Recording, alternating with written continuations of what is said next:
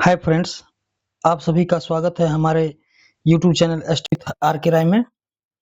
तो आज हम 50-50 एमसीक्यू वाले सीरीज को कंटिन्यू करते हुए आज उसमें हम दूसरा चैप्टर देखेंगे, पॉलिटी। ठीक है, जो आज हम लोग लगातार ये सीरीज करते आ रहे थे, उसमें हम आज दूसरा देखेंगे, इंडियन पॉलिटी। ठीक है, और इंडियन पॉलिटी से ये इंडियन पॉलिटी का फर्स्ट चैप्टर है। कौन सा? भारत का संवैधानिक विकास, कॉन्स्टिट्यूशनल डेवलपमेंट ऑफ इंडिया। ठीक है, और इससे क्वेश्चन जो है, ये जो हम सीरीज करवा रहे हैं वो एनसीईआरटी सार है। ठीक है ना, इससे क्वेश्चन जो है कई बार चैप्टर फर्स्ट से क्वेश्चन बहुत बार एग्जाम में बनता है। ठीक है, और भी बहुत महत्वपूर्ण क्वेश्चन है। क्वेश्चन जो भी है महत्वपूर्ण क्वेश्चन है। चलिए देखते हैं बिना समय गवाए। और हमारे चैनल पे आप नए हैं तो सब्सक्राइब कर लेंगे। ठीक है ना, हम इस तरह का सीरीज लाते रहते हैं और भी अदर सब्जेक्ट का हमने एक क्लास अभी ज्योग्राफी और हिस्ट्री का दे दिया है, और ये पॉलिटी है, फिर नेक्स्ट साइंस का लाएंगे।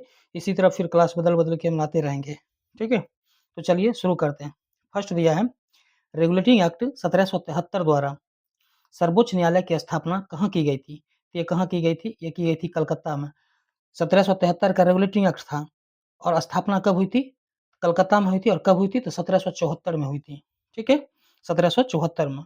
भारतीयों को, नेक्स्ट कहता है, भारतीयों को भारत के प्रशासन में भाग लेने का अधिकार किस अधिनियम के द्वारा प्राप्त हुआ था? ये चार्टर्ड एक्ट कब का था? 1833 के द्वारा।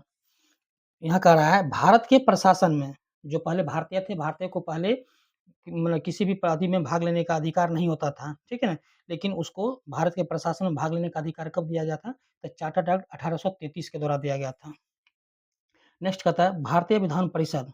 ठीक है, भारतीय विधान परिषद को बजट पर बहस करने की शक्ति किस अधिनियम के द्वारा दी गई थी? किस अधिनियम के द्वारा प्राप्त हुई या दी गई थी? ठीक है, देखिए, जिस समय ये कानून अब आया था अंग्रेज के समय में, ये हम लोगों को पहले भारतीयों को बजट में मतलब बोलने के लिए या फिर वहाँ बहस करने के लिए उसमें आज़ादी नहीं थी, बोलने के लिए कुछ भी नहीं। लेकिन जब से नया अमेंडमेंट आया, ठीक है, 1800 परिषद 1892 का, उस समय से 1892 से मैंने भारतीयों को क्या किया गया, बजट में कहता बहस करने की शक्ति दी गई। भारतीय विधान परिषद को बजट पर बहस करने की शक्ति किस अधिनियम के द्वारा दी गई, प्राप्त हुई थी? तो ये भारत परिषद अधिनियम 1892 के द्वारा। ठीक है ना, इससे पहले भारतीयों को उसमें बहस करने की आज़ादी नहीं थी, बोलने की आज़ादी नहीं थी। लेकिन जब ये एक्ट आया था, भारत परिषद अधिनियम 1892, तब से भारतीयों को क्या मिली? स्वीकृति मिली, और तब से भारतीय उसमें बहस करने में क्या हुए, माने उनको अधिकार दिया गया। चलिए, नेक्स्ट कहता है कि केंद्रीय विधानमंडल सर्वप्रथम किस अधिनियम के द्वारा द्विसदनीय माने बनाया गया? द्विसदनीय कब बनाया गया था? तो ये बनाया गया था 1919 के भारत शासन अधिनियम के द्वारा। कब बनाया गया था? 1919 के भारत शासन अधिनियम के द्वारा। थोड़ा इसको बड़ा ऊपर कर देते हैं तो आपको दिखाई पड़ेगा। चलिए, इसको फिर से एक बार रिपीट कर देते हैं। यहाँ कहता है केंद्रीय विधानमंडल सर्वप्रथम कहता है किस अधिनियम के द्वारा द्विसदनीय यानी कि बाइकैमरल बनाया गया था? बाइकैमरल कब बनाया गया था? तो 1919 के भारत शासन अधिनियम के द्वारा। ठीक है, चलिए नेक्स्ट कहता है, भारत के राष्ट्रपति को अध्यादेश ऑर्डिनेंस कहता है निर्गत करने की जो शक्ति है, मूलतः किस अधिनियम से प्रेरित हुई है हमारे राष्ट्रपति को? तो ये भारत शासन अधिनियम 1935 से। कब से? भारत शासन अधिनियम 1935 से हमारे राष्ट्रपति को जो है अध्यादेश जारी करने की, जो अभी आप कहते हैं ना कि राष्ट्रपति अध्यादेश लाते हैं, तो ये अध्यादेश किस अधिनियम के तहत इनको मिला था, अधिकार दिया गया था? तो ये भारत शासन अधिनियम 1935 से दिया गया था। चलिए नेक्स्ट देखते हैं, भारत शासन अधिनियम। अब ये भारत का जो संवैधानिक विकास है, तो भारत का संवैधानिक विकास में क्या कहता है? ईस्ट इंडिया कंपनी के अंतर्गत, अब ये है, देखिए, ये ईस्ट इंडिया कंपनी के अंतर्गत है। ठीक है, ये ब्रिटिश क्राउन के अंतर्गत है। तो ईस्ट इंडिया कंपनी के अंतर्गत क्या क्या था? देखिए, ईस्ट इंडिया कंपनी के अंतर्गत था आपका रेगुलेटिंग एक्ट था, रेगुलेटिंग एक्ट 1773, फिर पिट्स इंडिया एक्ट था 1784, फिर चार्टर्ड एक्ट था 1793, फिर चार्टर्ड एक्ट था 1813, फिर चार्टर्ड एक्ट था 1833, और फिर चार्टर्ड एक्ट था 1853। ये सब था ईस्ट इंडिया कंपनी के अंतर्गत था। और ब्रिटिश क्राउन के अंतर्गत क्या क्या आता था? तो ब्रिटिश क्राउन के अंतर्गत आता था, ये देखिए, ये आता था ब्रिटिश क्राउन के अंतर्गत। यहाँ इधर से देखिए, भारत शासन अधिनियम क्या था? भारत शासन अधिनियम, इधर से चलिए, हाँ, भारत शासन अधिनियम 1858 था। दूसरा था भारत परिषद अधिनियम 1861 था। भारत परिषद अधिनियम 1861 था। तीसरा भारत परिषद अधिनियम 1892, ठीक है। नेक्स्ट भारत परिषद अधिनियम 1909। नेक्स्ट भारत शासन अधिनियम 1919, भारत शासन अधिनियम 1919। नेक्स्ट था भारत शासन अधिनियम 1935, भारत शासन अधिनियम कब का? 1935 का। और भारतीय स्वतंत्रता अधिनियम 1947 का। एक तरफ था ईस्ट इंडिया कंपनी के अंतर्गत और दूसरा था ब्रिटिश क्राउन के अंतर्गत था। ये सब रेगुलेटिंग एक्ट जो दिया गया था। चलिए नेक्स्ट दिया है कि प्रांतों में द्वैध शासन व्यवस्था किस अधिनियम के द्वारा लागू की गई थी? ये कहता है, देखिए प्रांतों में, कहाँ पर में, सॉरी इसको थोड़ा इसका बदल देते हैं, पेंसिल ले लेते हैं, हाँ ठीक है। चलिए प्रांतों में कहता है कि प्रांतों में द्वैध शासन, ठीक है ना, द्वैध शासन, प्रांतों में द्वैध शासन व्यवस्था किस अधिनियम के द्वारा लागू की गई थी? ये लागू की गई थी भारत शासन अधिनियम 1919 के द्वारा। किस द्वारा लागू किए थे? भारत शासन अधिनियम 1919 के द्वारा प्रांतों में द्वैध शासन लागू की गई थी, ठीक है। नेक्स्ट कहता है ब्रिटिश भारत में किस अधिनियम में संघीय शासन का प्रावधान था? तो संघीय शासन का प्रावधान किसमें था? तो भारत शासन अधिनियम 1935, भारत शासन अधिनियम 1935 के द्वारा। अब देखिए यहाँ पर एक लाइन है, इसको हम लोग अभी लाइन देख लेते हैं, इसमें क्या कहता है। ये लाइन कहता है, देखिए चलिए ऊपर कर देते हैं, चलिए ये लाइन इसमें कह रहा है कि भारत शासन अधिनियम, ठीक है, 1919, भारत शासन अधिनियम 1919 की समीक्षा करने के लिए वर्ष 1927 में साइमन कमीशन का गठन किया गया था। किसकी समीक्षा करने के लिए? किसकी समीक्षा करने के लिए? भारत शासन अधिनियम 1919 की समीक्षा करने के लिए वर्ष 1927 में साइमन कमीशन का गठन किया गया। किसका गठन किया गया? तो साइमन कमीशन का गठन किया गया। ये याद रखेंगे, ठीक है ना। साइमन कमीशन का गठन कहता है किस लिए किया गया था? तो भारत शासन अधिनियम 1919 की समीक्षा करने के लिए किया गया था। चलिए नेक्स्ट देखते हैं। नेक्स्ट में दिया है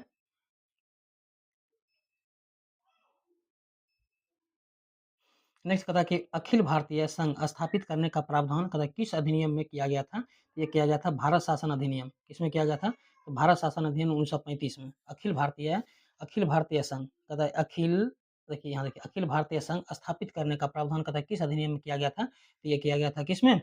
भारत शासन अधिनियम 1935 में।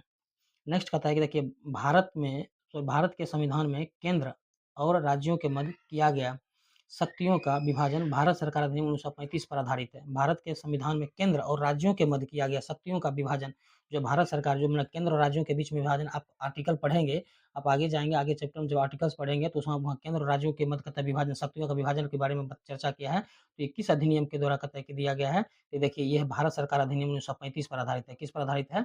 ये भारत सरकार अधिनियम 1935 पर आधारित है। चलिए नेक्स्ट कहता है कि एक निर्वाचित संविधान सभा द्वारा भारत के संविधान का निर्माण करने का प्रस्ताव किसके द्वारा दिया गया था? तो ये दिया गया था क्रिप्स मिशन के द्वारा। किसके द्वारा? क्रिप्स मिशन के द्वारा। देखिए एग्जाम में ये क्वेश्चन कई बार पूछा जा चुका है कि निर्वाचित संविधान सभा द्वारा भारत के संविधान का, किसका? भारत के संविधान का निर्माण करने का प्रस्ताव को किसके द्वारा दिया गया था? तो ये दिया गया था क्रिप्स मिशन के द्वारा, ठीक है।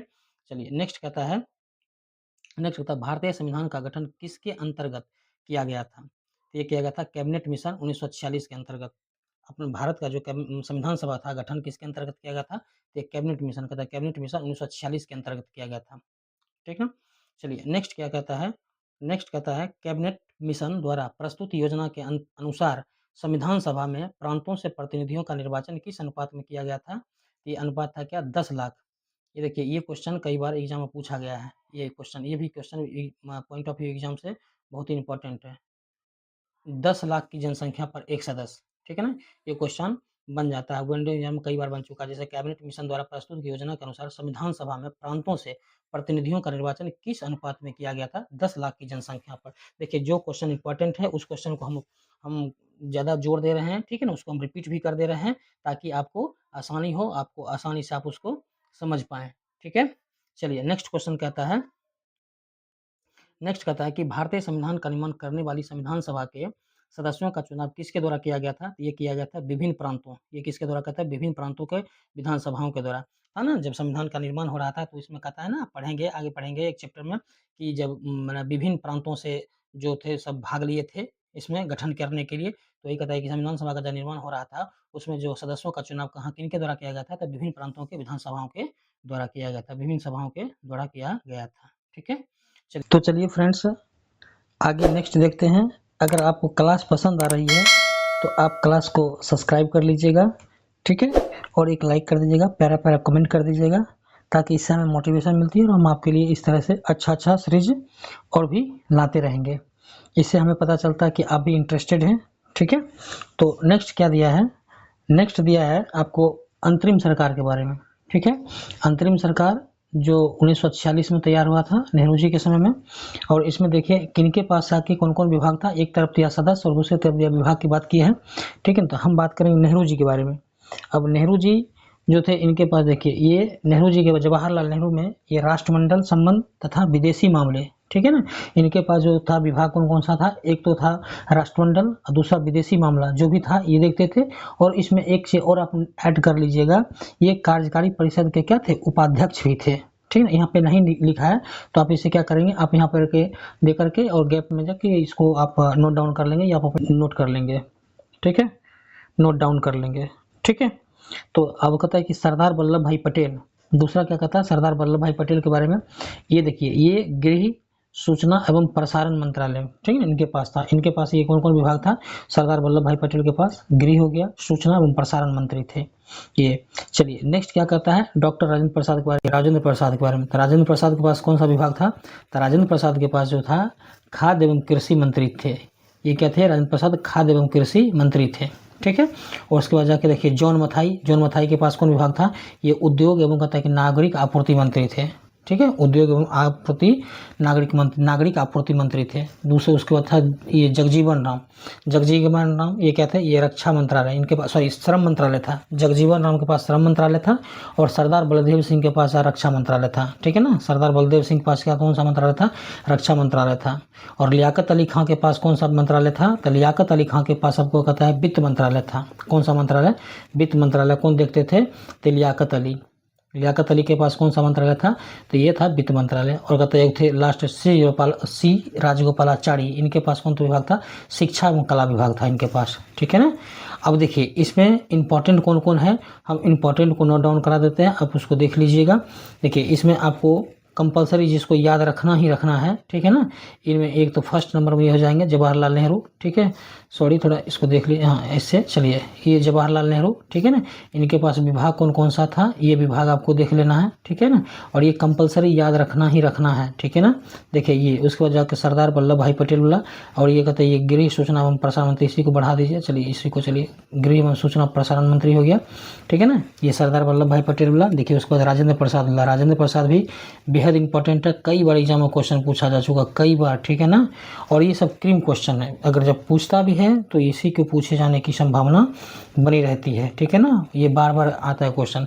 देखिए इसमें ये देखिए जगजीवन राम वाला, ये जगजीवन राम बेहद इंपॉर्टेंट क्वेश्चन है, कई बार एग्जाम पूछा जा चुका है। ये हो गया। और एक इधर देखिए सरदार, आपको ये नहीं दिख रहा होगा, सरदार बलदेव सिंह वाला, थोड़ा सा इसको ऊपर कर देते हैं। सरदार बलदेव सिंह, देखिए सरदार बलदेव सिंह रक्षा मंत्रालय, ठीक है। ये जो हम 4-5 टिक किए हैं, ये एकदम बेहद इंपॉर्टेंट है, आप इसको हमेशा अपने जुबान पे रखिएगा, ठीक है ना, ताकि आप कंफ्यूज नहीं कीजिएगा। एग्जाम में पूछे इसको टिक कर देना है, ठीक है, वहाँ गलती नहीं करनी है। चलिए नेक्स्ट देखते हैं, नेक्स्ट क्या दिया है। तो नेक्स्ट दिया है हमारे पास भारत की संविधान सभा की पहली बैठक के बारे में बात की है। चलिए मार्कर थोड़ा लेते हैं। हाँ, भारत की जो है संविधान सभा की पहली बैठक, ठीक है ना। पहली बैठक कब हुई थी?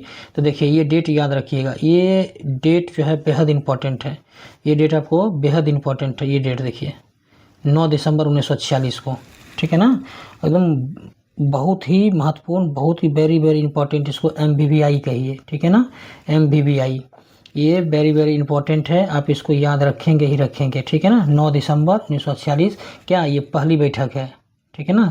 संविधान सभा की पहली बैठक क्या है? संविधान सभा की पहली बैठक कब हुई थी? तो 9 दिसंबर 1946 को, ठीक है। अच्छा ये हुई कहाँ थी? तो ये हुई थी दिल्ली में। कहाँ हुई थी?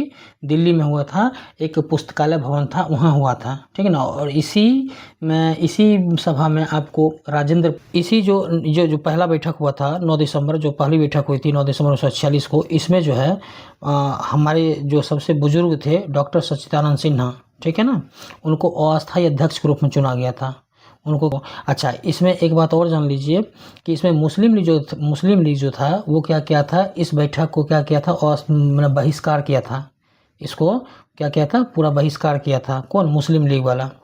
ठीक है, तो चलिए अब देखिए नेक्स्ट पॉइंट क्या कहता है। नेक्स्ट पॉइंट में कहता है कि भारतीय संविधान, ठीक है, भारतीय संविधान नेक्स्ट पॉइंट में दिया है भारतीय संविधान के बारे। भारतीय संविधान का जो प्रथम प्रारूप है यानी कि फर्स्ट ड्राफ्ट, ठीक है ना, सर BN राव द्वारा तैयार किया गया था। किनके द्वारा? कहता है कि भारतीय संविधान का प्रथम प्रारूप किनके द्वारा तैयार किया गया था? BN राव के द्वारा तैयार गया था। ये भी बहुत इंपॉर्टेंट क्वेश्चन है, कई बार एग्जाम में पूछा जा चुका है, ठीक है ना, इसको याद रखेंगे। चलिए नेक्स्ट क्या कहता है कि संविधान सभा का जो अस्थायी अध्यक्ष, देखिए अभी हम बात कर रहे थे अस्थायी अध्यक्ष जो परमानेंट चेयरमैन थे वो किसे चुना गया था, तो ये चुना गया था डॉक्टर राजेंद्र प्रसाद को। किनको चुना गया था? डॉक्टर राजेंद्र प्रसाद को।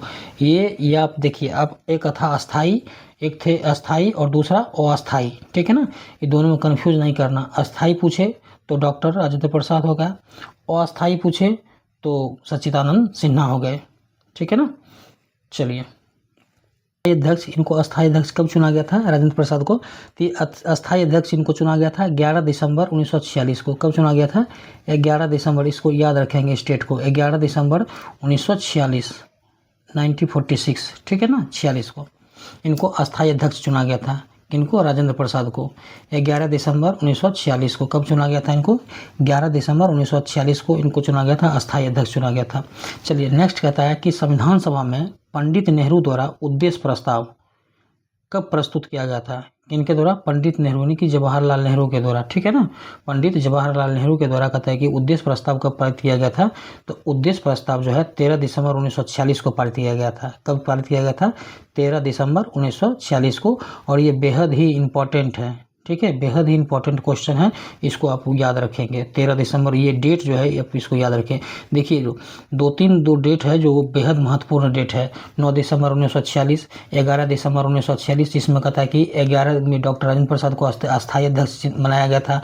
उसमें पहली बार जो हुआ था 9 दिसंबर 1946 को हुआ था, ठीक है ना, जो इसी समय में ना अस्थायी अध्यक्ष का चुनाव किया गया था जो डॉक्टर राजेंद्र प्रसाद का हो। तो इसमें ये पूछ सकता है कि अस्थायी अध्यक्ष रूप में इनको कब बनाया गया था, चाहे 9 दिसंबर 1946 को कब किनको बनाया गया था? तो सच्चिदानंद सिन्हा को। किनको? अस्थायी रूप से अध्यक्ष के रूप में चुना गया था।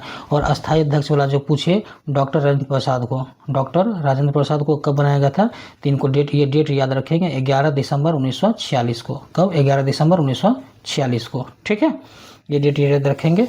चलिए नेक्स्ट देखते हैं, ये हमने ये चलिए देख लिए हैं। ये पंडित उद्देश्य प्रस्ताव कब? कहता है कि 13 दिसंबर 1946 को पारित किया गया था। उद्देश्य प्रस्ताव कब लाया गया था? 13 दिसंबर 1946 को। ये बेहद ही महत्वपूर्ण इंपॉर्टेंट डेट। चलिए नेक्स्ट कहता है कि नेहरू द्वारा प्रस्तुत उद्देश्य प्रस्ताव संविधान सभा में कब स्वीकृत हुआ था? जो उद्देश्य प्रस्ताव था नेहरू द्वारा जो प्रस्तुत करता उद्देश्य प्रस्ताव, ये कहता है कि कब स्वीकृत हुआ था, वहाँ कब माना कि पास हुआ था, एक्सेप्टेड हुआ था। तो ये हुआ था कब? 22 जनवरी 1947 को। किस डेट को स्वीकृत हुआ था? 22 जनवरी 1947 को। ये इंपॉर्टेंट है, ठीक है ना, इसको याद रखेंगे। नेक्स्ट कहता है कि भारतीय संविधान के निर्माण काल में संविधान सभा के कुल कितने अधिवेशन यानी कि सेशन हुए थे? तो टोटल 11 हुआ था। कितना सेशन हुआ था? टोटल 11 सेशन हुआ था, ठीक है। चलिए नेक्स्ट कहता है, थोड़ा सा को ऊपर कर देते हैं, आपको दिखेगा अच्छा से, साफ साफ दिखेगा, क्लियर दिखेगा। चलिए इसमें कहता है कि नेक्स्ट कहता है भारतीय संविधान के निर्माण में संविधान सभा को कितना समय लगा था? इसमें टोटल कितना समय लगा था? तो इसमें समय लगा था आपको कितना? 2 वर्ष। आपको इसमें देखिए इसमें 2 समय लगा था कितना? 2 वर्ष। 2 वर्ष हो गया, 11 महीना 18 दिन। कितना लगा था? 2 वर्ष 11 महीना और 18 दिन लगा था। अच्छा, इसमें कहता है कि टोटल संविधान प्रारूप पर कुल कितना बहस हुआ था? तो टोटल 114 बहस हुई थी। कितनी बहस हुई थी? 114 बहस हुई थी इसमें, ठीक है ना। और इसमें लमसम कुछ राशि जो इस तरह से लगा था, कुछ 63,96,000 समथिंग यानी 729, इस तरह से कुछ राशि इसमें लगा था, ठीक है। एग्जैक्ट उसको अभी नहीं, लेकिन इस तरह से ही कुछ राशि था, 63,96,729, ठीक है। और ये जो इसमें कुल कितना बहस हुआ था, इसमें 114 दिन बहस हुई थी इस पर, ठीक है। 2 वर्ष समय, 2 वर्ष 11 महीना 18 दिन लगा था। चलिए नेक्स्ट कहता है कि भारतीय संविधान क्या कहता है कि भारतीय संविधान का संवैधानिक सलाहकार कौन थे? तो भारतीय संविधान का संवैधानिक सलाहकार सर BN राव थे। कौन थे? संवैधानिक सलाहकार कौन थे? सर बी एन राव थे, सर बी एन राव। और ये बेहद महत्वपूर्ण क्वेश्चन है, इसको आप याद रखेंगे, ठीक है ना। संवैधानिक सलाहकार को बराबर पूछता है कि संवैधानिक सलाहकार कौन थे, तो ये कौन थे? बी एन राव थे, ठीक है। चलिए नेक्स्ट कहता है, भारत की संविधान सभा ने वर्तमान रूप में राष्ट्रीय ध्वज है ना, राष्ट्रीय ध्वज को कहता है कब अपनाया था? तो राष्ट्रीय ध्वज कब अपनाया था? तो राष्ट्रीय ध्वज को अपनाया गया था कब? 22 जुलाई 1947 को। राष्ट्रीय ध्वज कब अपनाया गया था? 22 जुलाई 1947 को, ठीक है। चलिए नेक्स्ट क्या कहता है, संविधान सभा की प्रथम बैठक, जो प्रथम बैठक है, कहता है कि अध्यक्षता कौन किए थे? तो डॉक्टर कहता सच्चिदानंद सिन्हा, जो अस्थायी अध्यक्ष था, किए थे, ठीक है ना। हम लोग ऊपर में भी इनको भी देखे थे, इनके बारे में बताए थे। तो संविधान सभा की जो प्रथम बैठक की अध्यक्षता डॉक्टर सच्चिदानंद सिन्हा ने किए थे, वो अस्थायी अध्यक्ष के रूप में। कब किए थे? वो अस्थायी अध्यक्ष के रूप में कब किए थे? तो अच्छा, अब ये बताएंगे कि पहली बैठक कब हुई थी, आप कमेंट करके बताएंगे। अभी हमने बताया है, ठीक है ना।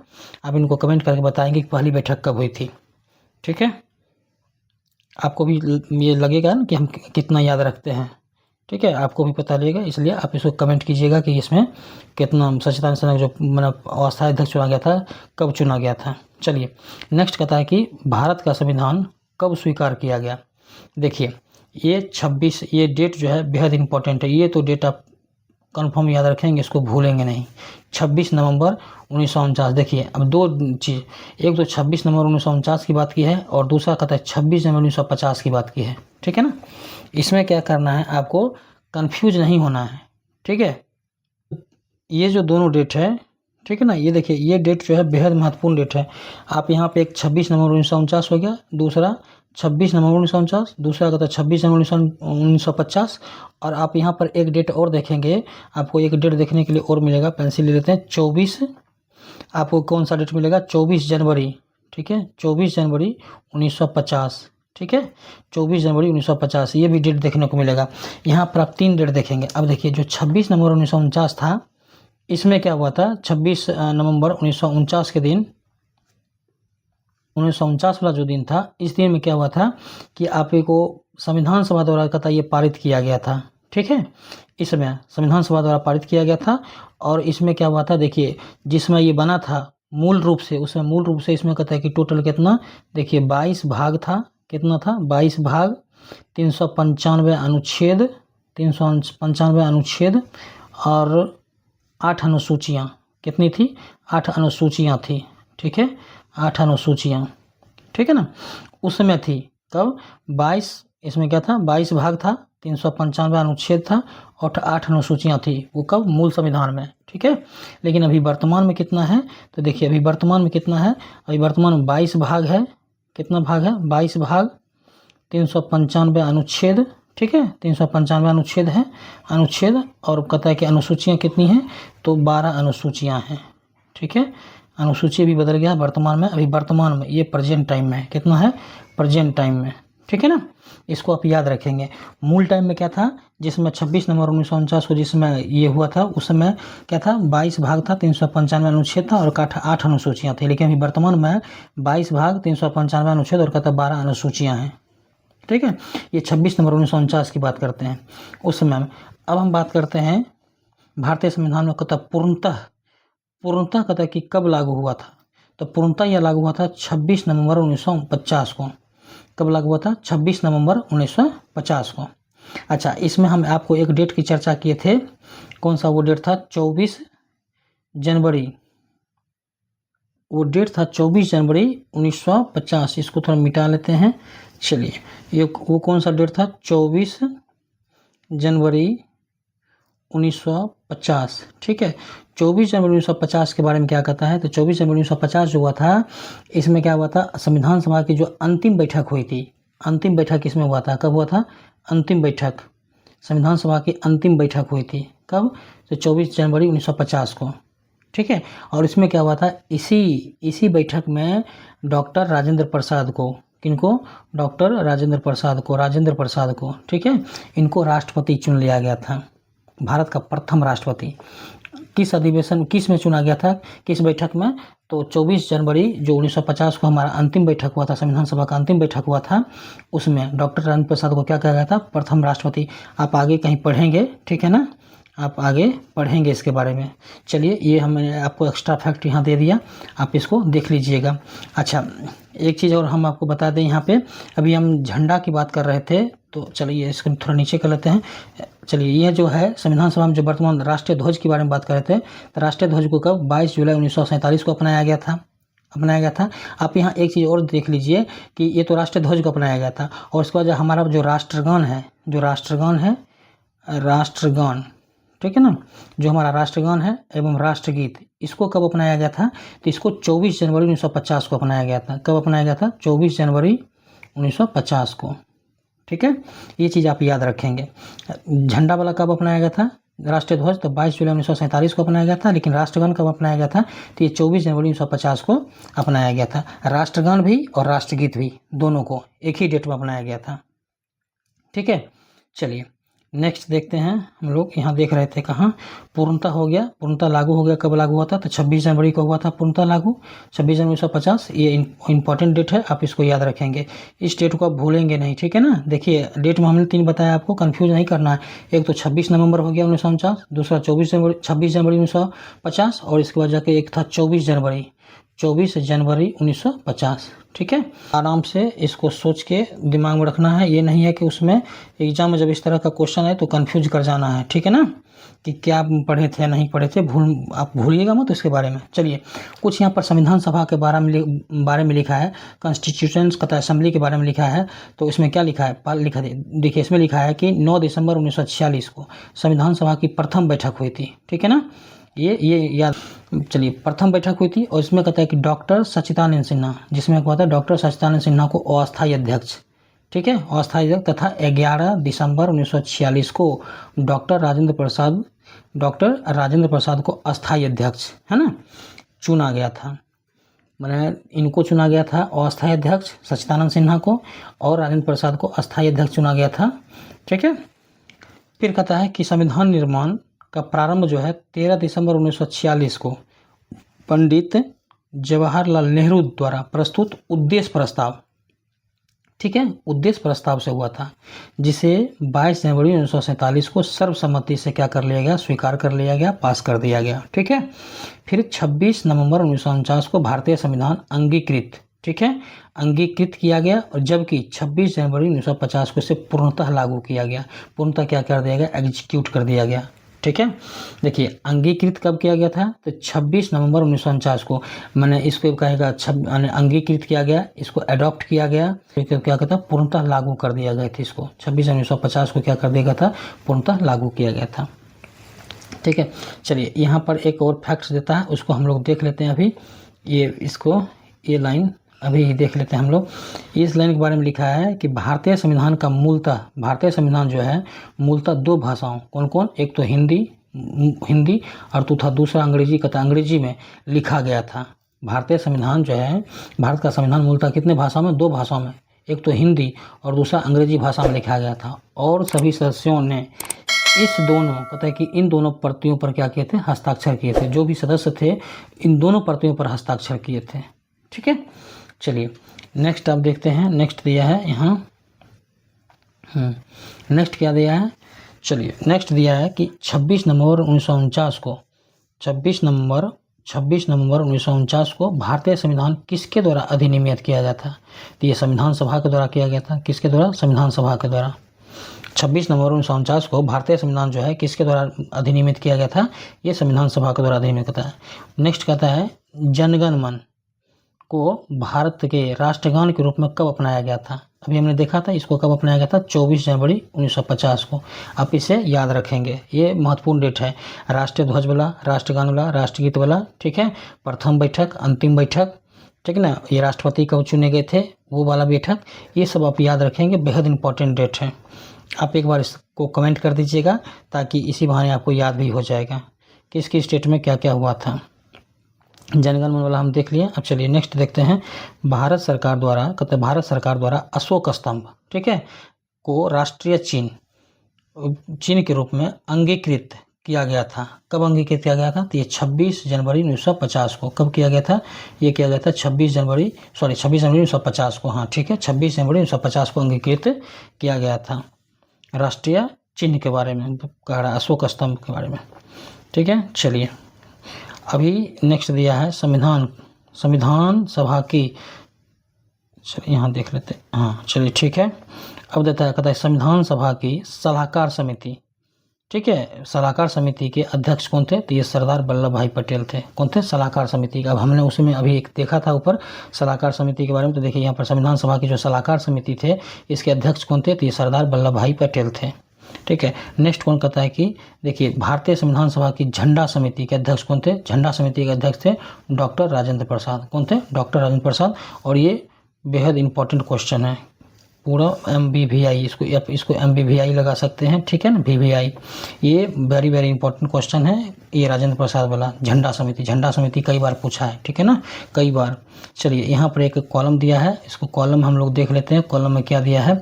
कॉलम में दिया है प्रमुख समितियां एवं कहते हैं उनके अध्यक्ष। प्रमुख समिति और उनके अध्यक्ष के बारे में बात की है, चर्चा की है। चलिए इसमें दिया है क्या, हम लोग देखते हैं इसको। चलिए फर्स्ट दिया है संघ शक्ति समिति। संघ शक्ति समिति के अध्यक्ष कौन थे? तो ये थे पंडित जवाहरलाल नेहरू। कौन थे? पंडित जवाहरलाल नेहरू, संघ शक्ति समिति के। दूसरा दिया है संघीय संविधान समिति। ये कौन थे? तो ये इसके अध्यक्ष कौन थे? ये थे पंडित जवाहरलाल नेहरू। कौन थे? पंडित जवाहरलाल नेहरू। नेक्स्ट दिया है प्रांतीय संविधान समिति। ये थे सरदार वल्लभ भाई पटेल। कौन थे? सरदार वल्लभ भाई पटेल थे। प्रांतीय संविधान समिति के अध्यक्ष कौन थे? ये सरदार वल्लभ भाई पटेल थे। नेक्स्ट दिया प्रारूप समिति। प्रारूप समिति हो गया डॉक्टर भीमराव अम्बेडकर। इसको बेहद इंपॉर्टेंट क्वेश्चन है, इसको याद रखेंगे, प्रारूप समिति वाला। ठीक है ना, प्रारूप समिति के कौन थे अध्यक्ष? डॉक्टर भीमराव अम्बेडकर। अच्छा, एक था मौलिक अधिकारों एवं अल्पसंख्यकों संबंधी परामर्श। चलिए इसको थोड़ा ऊपर कर देते हैं, स्क्रॉल कर देते हैं, तो फिर आपको दिखेगा। चलिए यहाँ दिया है मौलिक अधिकार। ठीक है ना, मौलिक अधिकारों एवं अल्पसंख्यकों संबंधी परामर्श समिति। इसके अध्यक्ष कौन थे? तो ये थे सरदार वल्लभ भाई पटेल। कौन थे? सरदार वल्लभ भाई पटेल थे। नेक्स्ट कहता है प्रक्रिया नियम समिति। प्रक्रिया नियम समिति कौन थे? तो ये थे राजेंद्र प्रसाद। प्रक्रिया नियम समिति राजेंद्र प्रसाद थे। अच्छा, ये दिया है राज्यों के लिए समिति। राज्यों के लिए समिति कौन थे? पंडित जवाहरलाल नेहरू। कौन थे? पंडित जवाहरलाल नेहरू। चलिए नेक्स्ट दिया संचालन समिति। संचालन समिति कौन थे? तो ये राजेंद्र प्रसाद थे। कौन थे? राजेंद्र प्रसाद थे। चलिए नेक्स्ट क्या कहता है? नेक्स्ट कहता है आपको यहाँ पे, नेक्स्ट हम लोग देख लेते हैं। नेक्स्ट में क्या कहता है? संचालन समिति। इसमें देख लिए, इसमें जो है आपको 2-3 याद रखना है। 2-3 जो ये याद रखना ही रखना है। एक तो संघ शक्ति रख लीजिएगा, संघीय विभाग का रख लीजिएगा। ठीक है, ये संविधान समिति हो गया, प्रारूप समिति हो गया। तुम सब इम्पोर्टेंट है। ये मौलिक अधिकार के बारे में पूछ देता है। ठीक है, ये प्रक्रिया समिति उतना नहीं पूछता है। राज्यों के समिति के बारे में संचालन समिति, हाँ देखिए एक संचालन समिति, आप संचालन समिति हो गया, झंडा समिति हो गया, ये सब आप ही इसको याद रखेंगे, ये इंपॉर्टेंट क्वेश्चन है। ठीक है, चलिए नेक्स्ट क्या कहता है? नेक्स्ट कहता है क्लास अगर अच्छा लग रहा हो तो आप सब्सक्राइब कर लीजिएगा। ठीक है, एक कमेंट कर दीजिएगा, और अगर कहीं सुधार की ज़रूरत लगती है तो आप हमें सजेस्ट कर सकते हैं, मोस्ट वेलकम है आपके लिए। ठीक है, चलिए कमेंट करके ज़रूर बताइएगा क्लास आपको कैसा लग रहा है। चलिए नेक्स्ट क्या दिया? नेक्स्ट दिया संविधान सभा के कार्यों से संबंधित। संविधान सभा के कार्यों से संबंधित कहता है कि समिति के अध्यक्ष कौन है? ये हैं GV मावलंकर। कौन है? GV मावलंकर हैं। इसमें कॉलम में देखिए लिखा है कि डॉक्टर BR अम्बेडकर की अध्यक्षता में संविधान सभा की प्रारूप समिति के 6 अन्य सदस्य थे। संविधान सभा के प्रारूप समिति के 6 अन्य सदस्य थे। कौन कौन थे? देखिए ये सदस्य कौन कौन थे, थोड़ा इसको बड़ा कर दें, आपको दिखेगा। ठीक है, ये इनके सदस्य कौन कौन थे? 6 सदस्य। देखिए 6 सदस्य इनके थे कौन कौन? एक तो थे N गोपाल स्वामी अयंगर थे, उसके बाद डॉक्टर कहता KM मुंशी, फिर कहता BL मित्रा थे, BL मित्रा, और कहता बाद में देखिए बाद में इनके स्थान पर N माधव राव। ठीक है ना, बाद में इनके स्थान पर N माधव राव आए। फिर उसके बाद जाकर नेक्स्ट थे अलादी कृष्ण स्वामी अय्यर, सैयद मोहम्मद सादुल्ला। ठीक है, तथा DP खेतान थे। और देखिए DP खेतान के जगह पर कहते बाद में इनके स्थान पर, DP खेतान के स्थान पर TT कृष्णमाचारी आए थे। ठीक है ना, बाद में कौन आए थे? TT कृष्णमाचारी। तो ये देखिए एग्जाम में ये सब पूछ सकता है कि BL मित्रा के जगह पर कौन आए थे? तो BL मित्रा के जगह स्थान पर आए थे कौन? N माधव राव। कौन आए थे? N माधव राव आए थे। और वहीं DP खेतान के स्थान पर कौन आए थे? तो DP खेतान के स्थान पर आए थे आपको कौन? TT कृष्णमाचारी। कौन आए थे? TT कृष्णमाचारी। चलिए नेक्स्ट कहता है, कहते संविधान सभा ने डॉक्टर बी आर अम्बेडकर संविधान सभा ने संविधान सभा ने डॉक्टर बी आर अम्बेडकर की अध्यक्षता में प्रारूप समिति, ठीक है, प्रारूप समिति का गठन कब किया था? तो ये प्रारूप समिति का गठन कब किया था, आपको थोड़ा ऊपर कर लीजिए। प्रारूप समिति का गठन कब किया था? तो ये किए थे 29 अगस्त 1947 को। कब किया था? 29 अगस्त 1947। कब? 29 अगस्त 1947 को संविधान सभा ने डॉक्टर बी आर अम्बेडकर की अध्यक्षता में प्रारूप समिति, किसका? प्रारूप समिति का गठन कहता है कि कब किया गया था? तो प्रारूप समिति का गठन किया गया था 29 अगस्त 1947 को। किनकी अध्यक्षता में? डॉक्टर भीमराव अम्बेडकर की अध्यक्षता में। और डॉक्टर भीमराव अम्बेडकर का संविधान सभा में निर्वाचन जो है कहता है कि किस प्रेसिडेंसी से निर्वाचन कहता है किस प्रेसिडेंसी से हुआ था? तो ये देखिए, एक तो बम्बई प्रेसिडेंसी से हुआ था, ठीक है, कब? 1947 से 1950, ठीक है, ये पहले। अच्छा, ये तो बम्बई प्रेसिडेंसी से पहले मैंने ये हुआ था इनका, और इससे पहले जो है वो कहाँ से? इनसे पहले ये कहता है कि बंगाल प्रेसिडेंसी से हुए थे निर्वाचित, कब? 1946-47 में, ठीक है ना। ये बम्बई वाले तो बाद बने, लेकिन इसमें इससे पहले जो बने थे वो कहता है बंगाल प्रेसिडेंसी से बने थे 1946-47 में। अच्छा, अम्बेडकर जी के बारे में एक बात और अच्छी बात कही जाती है, क्या? इनको भारत के संविधान का मुख्य वास्तुकार कहा जाता है। भारत के संविधान के ऐसे संविधान के जनक तो यही हैं, जन्मदाता तो यही है ना। इनको भारत के संविधान का मुख्य वास्तुकार भी कहा जाता है अम्बेडकर जी को, और भारत के संविधान का जनक भी कहा जाता है इनको, ठीक है। इनके बारे में ये बेहद इंपॉर्टेंट बात याद रखेंगे। चलिए आज हमारा क्लास यहीं लास्ट होता है, चूँकि हम लोग इसको देख चुके हैं, ठीक है ना। ये वाले लाइन को हम देख चुके हैं, तो फिर अब आज क्लास हम लोग यहीं समाप्त करते हैं, ठीक है ना। क्लास कैसा लगा आप कमेंट करके बताइएगा, ठीक है। थोड़ा सा ये है कि कहीं लैग कर जाता है, तो अभी पेंसिल थोड़ा इसमें राइट करने में थोड़ा परेशानी होती है, तो इसको थोड़ा आप लोग मैनेज कर लेंगे, ठीक है। अगर एक्स्ट्रा कोई नॉइज रहती है तो फिर उसको भी थोड़ा मैनेज कर लेंगे, ठीक है। हमें क्लास से मतलब MCQ से। नेक्स्ट क्लास में हम लोग फिर से मिलेंगे किसी नेक्स्ट क्लास में, ठीक है, किसी नेक्स्ट नए टॉपिक के साथ। मैंने इस सीरीज़ को कंटिन्यू करते हैं, 50-50 क्वेश्चन कंटिन्यू करते रहेंगे, ताकि हम लोग का रिवीजन बना रहे, ठीक है, इसका क्रम टूटे नहीं, ठीक है। और आराम से जो हमारा NCERT SCERT है, जो भी हमने डिस्कस किया है सिलेबस को, उसमें अपना आराम से आगे पढ़ते रहेंगे, ठीक है। और चलिए, तो आज क्लास यहीं समाप्त करते हैं। क्लास अच्छा लगा तो सब्सक्राइब कर लीजिएगा, ठीक है, ताकि आपका जो भी नोटिफिकेशन जाएगा सबसे पहले आपको मिले और क्लास को आप देख पाएंगे, ठीक है।